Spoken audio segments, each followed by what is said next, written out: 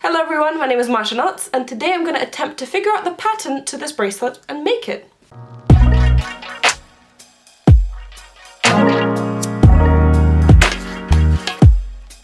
So a little while ago, me and Sophia, who I knew through Instagram, decided to do a bracelet trade. I sent her some of my bracelets and some other stuff, and she also sent me some of her bracelets and some other stuff. If you want to see what I sent her, I showed all of that in a recent vlog. I'll have that linked in the description for you. But today we're talking all about this bracelet. So this is one of the bracelets that Sophia sent me, and this is the only one that is unfinished. So as you can see, she started it and she probably made more than half of it already, and I'm going to be the one to finish it. So it's kind of like a collaboration bracelet. But instead of messaging her and asking her for the pattern, I decided it would be fun to try to figure out the pattern on my own. And I also think it might be a very interesting thing to demonstrate and may help you get better with your bracelets as well. But first, let's take a closer look at this beautiful bracelet. I absolutely love it. Look how gorgeous it is. I think the pattern is amazing. I really like patterns like this which have a beautiful outline, and I think the choice of the multicolored thread is great as well. Now at the moment I'm not sure what thread this is since I didn't create this bracelet. At the moment I don't know what thread this is exactly, but I will ask her and leave that in the description for you. But look how beautiful it is. I think it's absolutely gorgeous. And I'm really excited to start this. So let's start. Alright, so my setup is very messy. I've got two cameras, one on my phone here, trying to make this work, but I'm very excited to get into it. So let's just get into it. Alright, so you can see that there are sort of two repeating elements in this pattern here. You've got this beautiful sort of diamond shape and this crisscross shape here. And currently the bracelet is at the end of the crisscross. Now recently I did a live stream and one of you actually asked me how is it that I managed to memorize patterns, especially very difficult patterns. And now I think what I'm going to demonstrate right now is very relevant to that conversation. So when I'm doing a pattern, especially when I'm doing a difficult pattern, I do a couple of repetitions of the design before I feel comfortable stepping away from the pattern. Now here, I wasn't the one who did the repetition, so it might be a little bit harder for me this time, but still the basic technique is the same. Now this only works with segment knotting, but I highly recommend that you get into that. I have a whole video on it that I will link in the description. But basically, you can figure out where the strings are going by looking at the pattern and all the previous segments. You just have to determine the motion of the strings. So here I see that I have already these two ridges done, like I have here. So all of the colored bit here is finished. Now I have the black here that went and closed off this design, just as I see here. Now I can see that this black string still needs to close off this bit of the design, similarly to here. So I need to finish off and close off this outline here. So I'm going to do just that. This black string is going to do forward knots up until this black string, because that is where they meet together and the outline stops.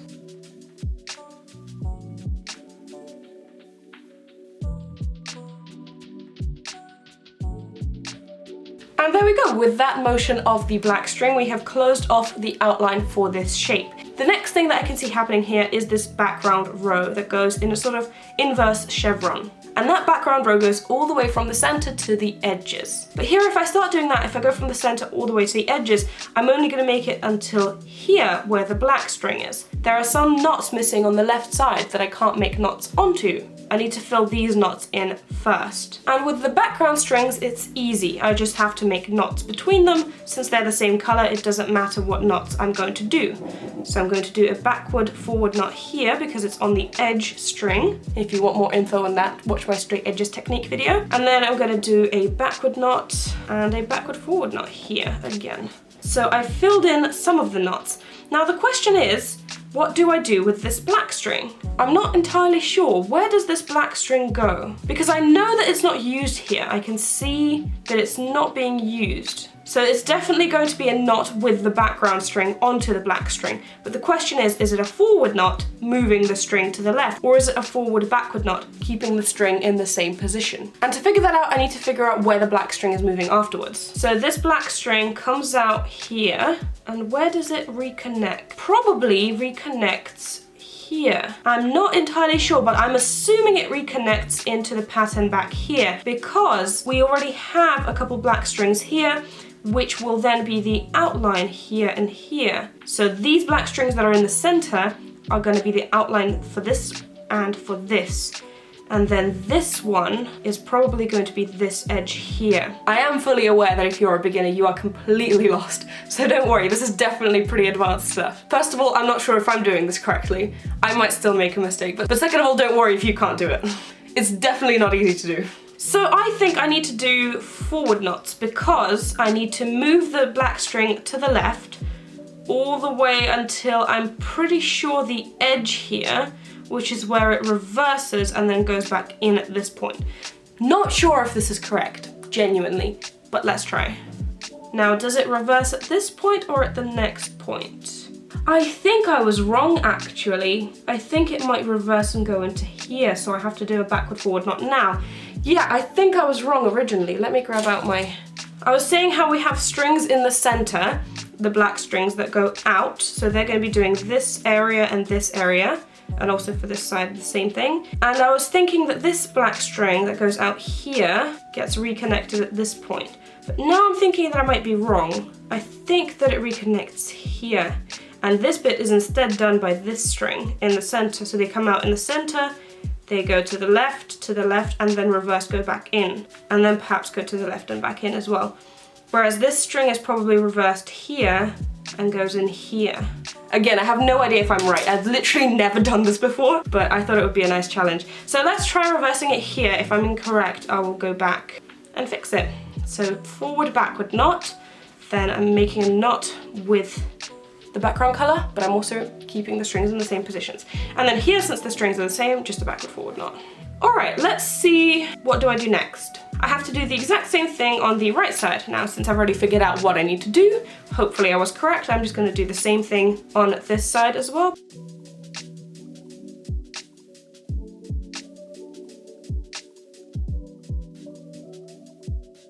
Alright, and now we can get into what I was talking about earlier, which is this background reverse chevron. That is the separation here between the two shapes. And this bit is pretty easy. You don't really have to think about what you're doing. It's just a row of knots to the right and a row of knots to the left.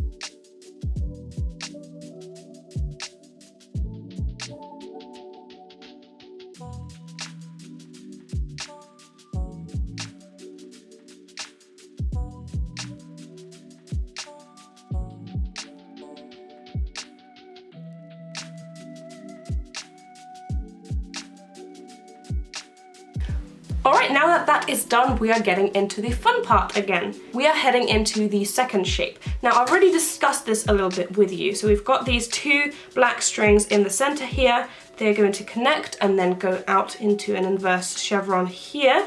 Then there's going to be a background string that goes in to close it off. And then I'm not sure actually, because I originally thought that the black string would go out and then here again, but I'm thinking now that it might go into reverse here. But there's also another black string here, so maybe it meets a black string and then one of them goes in and the other one goes that way. So let's start by just doing this middle shape here and then figuring out, because I think it might meet another black string at this point. But let's just start keeping it simple. Just do that initial sort of black area at the top. So that goes into 1, 2, 3, 4, 5 knots.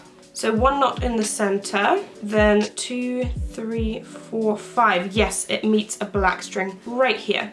So let's try doing that and figure out the rest later.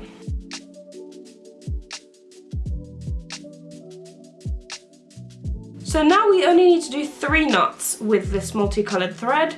So 1 knot for the center and then 1, 2, 1, 2 here. So yeah, so here we've got the center knot here. It opens up with 2 knots to the right, 2 knots to the left, and then the strings meet the second multicolored string and go back in. So let's start with that opening here.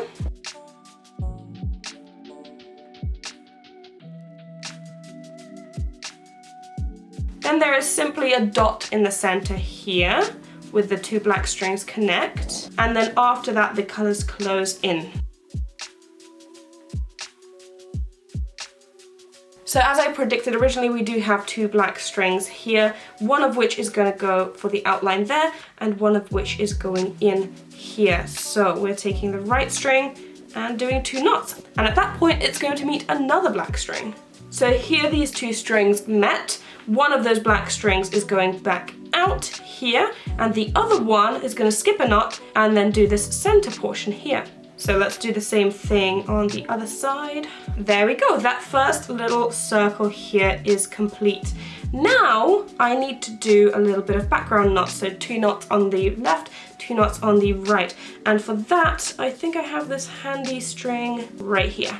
Yes, so that string meets the black string skips a knot, and then continues on over there. So let's do 2 knots of background row. And this background row goes straight through, it goes through here, skips a couple knots here, does a knot in the center, and then comes out the other side right here. So I'm not going to be doing any forward-backward knots at all, it's just going to go straight through. All right, so at this point we've done this little shape in the middle, these bits here. We're now getting into this first little segment here with the bump. So for this, as I mentioned before, we've got 2 black strings here, one of which is going in that direction, the other is going in this direction. We've also got a multicolored strand here, which is going to go all the way in at this point. So let's start with joining the 2 black strings and then going 2 knots to the right here and then 2 knots to the left here as well. All right, I did say we need to do 2 knots. It's actually 3 since we're joining them here as well, but I seem to be missing a string. That is because I need to bring it out from this side. So right here, this string, we need to bring it to the left. So this one goes in a backward knot onto this string and then onto the black string as well.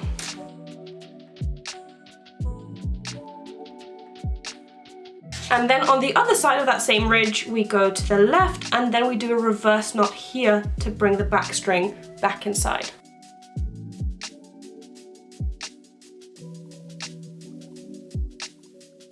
And then again, we've got 2 strings of the same color, so we just do a knot between them to finish that row off. I'm pretty sure that I haven't made any mistakes, but it is pretty strange to me that we've got a multicolored string here and a background string, because I assumed we would have 2 multicolored strings here, but maybe we don't need it. Maybe we just need to do a backward forward knot, bringing that string back in, and then the background string goes back out on that side. Let's try that and see if that works. And then that multicolored string goes over the black string here, since the black string skips a knot and then comes out the other side.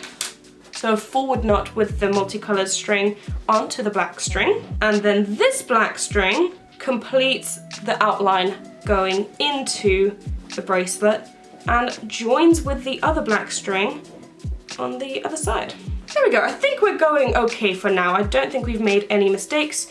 It is interesting, however, to see how different my knotting is compared to Sophia's, because the bracelet has literally shrunk. My knots are much, much tighter than her knots, so you can very clearly see that this is the point where I started making the bracelet.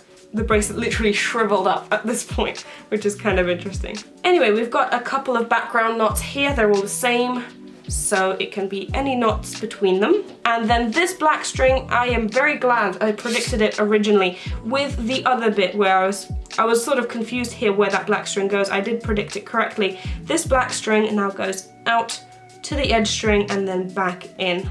And then again for the background, I just did a backward forward knot here for the edge string because they are the same color.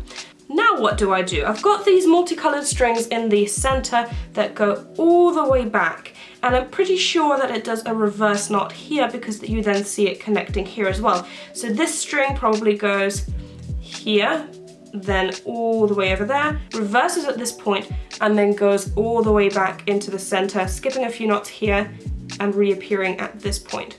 And then I can already see it going on this side, but that's jumping way ahead.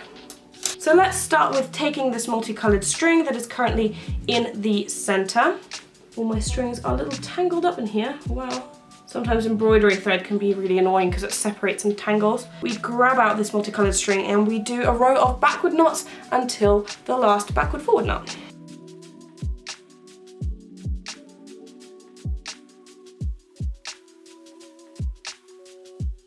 There we go, so right before the black string, which is the one that is the outline for this, we do a backward forward knot and that at that point. Now what's left to do is the side on the right, and we do the exact same thing but in reverse on the right side, and then we go into this middle bit and close off the shape. So I'm going to do the exact same thing I did on the left side but now on the right side in reverse.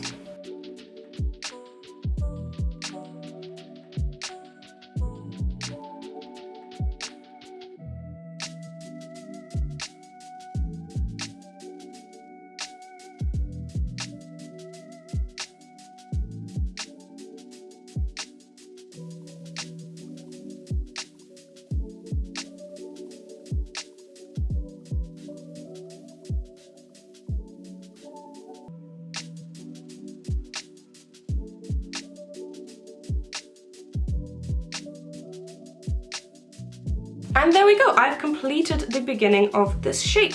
Now again, I just want to point out how funny it is to me that you can very clearly see that this is where I started the design and all of the rest was Sophia, because you can literally see it goes from being this wide to then shriveling up and being much thinner.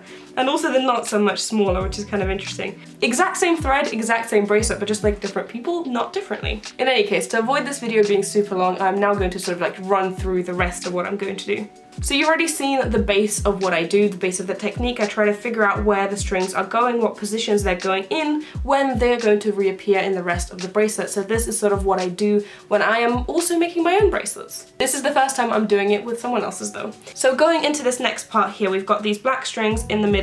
They're going to connect, go out, and then come back in. Then there's also this background string here that's going all the way from here. There's another one coming from here. They're going to meet in the center, do a knot, and then submerge under the other strings and then reappear on this side. We've then got this multicolored string on the left and on the right here that is going to close off this bit, turn around here and finish this circle as well. And the black string coming out from the circle is going to close off this bit.